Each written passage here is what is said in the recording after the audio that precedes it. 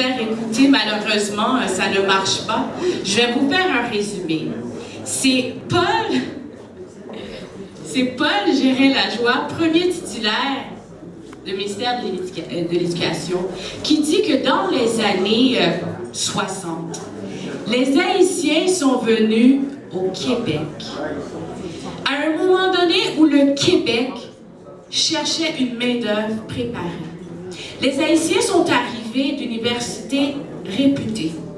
Et ils sont venus, ils ont participé à la Révolution tranquille, mais ils sont venus éduquer les Québécois.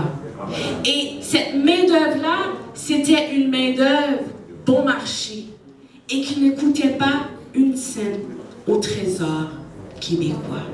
Donc voilà la première vague, si on veut appeler, là, que les gens disent, des Haïtiens. Voilà la contribution qu'ils ont faite à la société québécoise. Ce sont des artisans. Et pour vous en illustrer quelques personnalités, je vais vous présenter M. Georges Anglade. Georges Anglade, plusieurs d'entre vous le connaissent, l'un des fondateurs de l'UQAM, géographe, le père de Dominique Anglade, vous avez probablement vu la présidente de la CAQ, qui est décédée malheureusement le 12 janvier lors du tremblement de terre en Haïti. Au niveau de la santé, il y a également Yvette Bonny, médecin, qui, elle, a pratiqué la première greffe de moelle osseuse au Québec dans les années 80.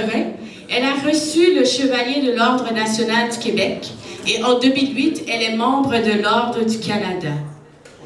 Dans le domaine de l'ingénierie, on a Samuel Pierre, un professeur à la Polytechnique, très connu au niveau mondial, qui lui aussi, en 2009, a reçu le Chevalier de l'Ordre national du Québec et membre de l'Ordre du Canada. En architecture, Weber Laurent, qui a été l'une des premières personnes de la communauté noire du Canada à devenir membre de l'Institut d'architectes du Canada et de l'Ordre des architectes du Québec. Monsieur Laurent, lui, il construit des bâtiments vraiment avec des concepts de développement durable. D'ailleurs, il a construit un bâtiment, un condo, ici à Montréal-Nord, sur la rue Lausanne. Donc, c'est pour ça que je voulais vous le présenter. L'industrie du taxi. Nous savons qu'on a beaucoup de personnes d'origine haïtienne sont des travailleurs de l'industrie du taxi. Et là, je vous présente M.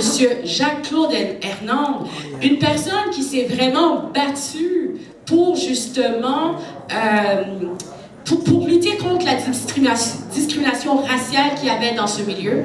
Et à la fin de l'année dernière, il a reçu la médaille du jubilé de diamant.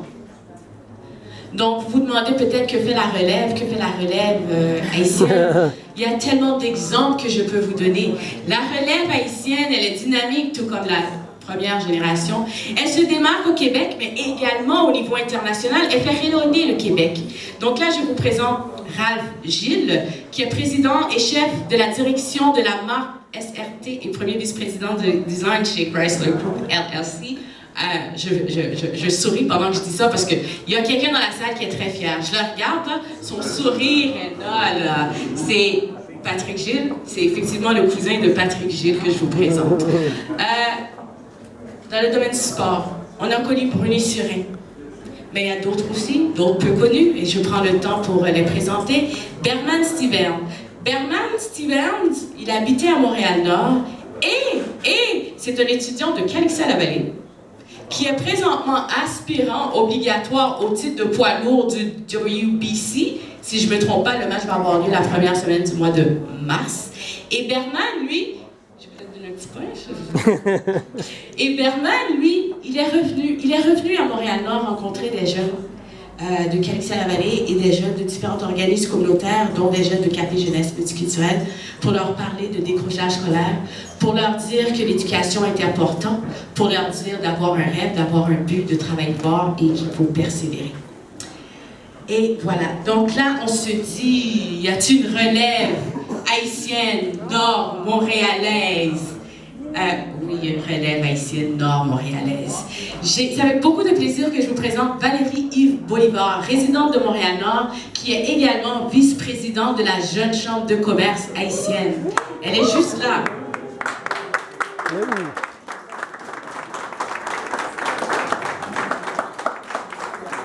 Je vous présente également le docteur André. Le docteur André, ce jeune médecin, grandi à Montréal-Nord, qui est le président de l'Association des médecins vivant à l'étranger. Et puis, lui aussi donne du temps dans sa communauté. Et je vous présente, vous savez, moi maintenant, là, je me dis, je suis moins jeune. Avant, j'étais jeune, là, maintenant, je suis moins jeune. Il y a des plus jeunes. Il y a des plus jeunes après moi. Il y a des plus jeunes qui se démarquent. Et c'est encore une fois avec beaucoup de fierté que je vais vous présenter Renande ici. Je vous présente Renande qui a reçu le prix de la relève de la Jeune Chambre de commerce haïtienne. Renande, oui, j'aime beaucoup Renande.